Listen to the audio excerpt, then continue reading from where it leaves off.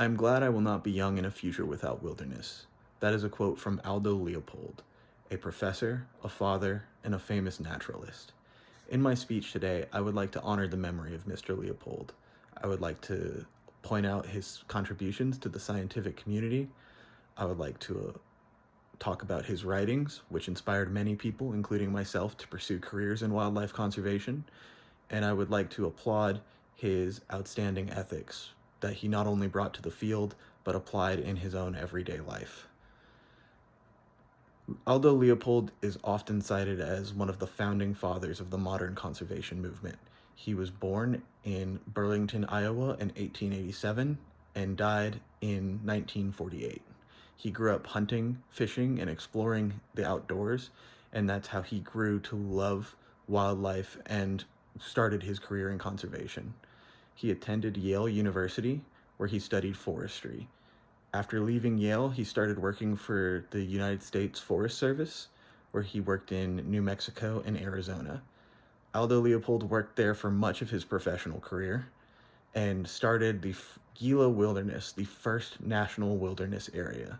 There are now many national wilderness areas scattered around the country, but Aldo Leopold was one of the first founding members to spur the Park Service and the Forest Service to start creating these areas. In 1933, Aldo Leopold was appointed as the first professor of game management in the nation at the University of Wisconsin. He wrote his own textbook, Game Management, again in 1933, because he did not have any materials to work off of because the field was new to college. It is still a seminal textbook in the field today, and I even have one. He was a founding member of the Wilderness Society and a director of the Audubon Society. Later in life, Aldo Leopold purchased what he called the Shack.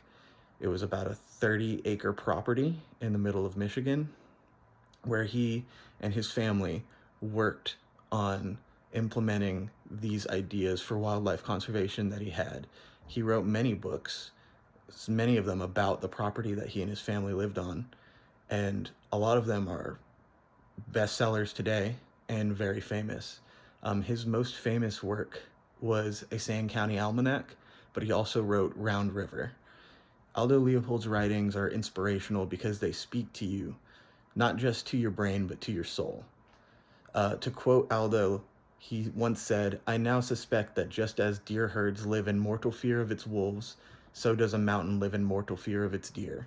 He wrote that in response to public proceedings which had occurred, talking about trying to manage the deer after the depopulation of wolves in an area in north of the Grand Canyon, actually, in the Kaibab National Forest. Many of the people voted against the proposition and did not reduce the deer herd, and the deer herd later ate all of the foliage, and it took a couple decades for the area to recover. Aldo Leopold is still quoted by scientists, ecologists, and biologists to this day. He developed the first methods of population surveying and population control. He allocated all of his life for the protection of wild animals and ecosystems, and he died at his shack in 1948, helping to fight wildfires. There are many quotes that I could take from Aldo Leopold, but my favorite one is, "Man always kills the things he loves, and so we, the pioneers, have killed our wilderness. Some say we had to, be that as it may, but I am glad I shall never be young without wild country to be in. Of what avail are 40 freedoms without a blank spot on a map?" And I feel that that holds true to this day. I very much like to be able to go outside and go places that I feel like people have never been, to be able to get away from it all.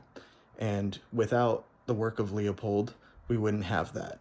And in closing, I think Leopold's life leaves a legacy that we should all try to uphold. If he did not work in his time to try to conserve wild spaces and wild areas, then we wouldn't have them today. And I think it's important to remember that if we do not do the same, then our children and our children's children will not have these places to grow up.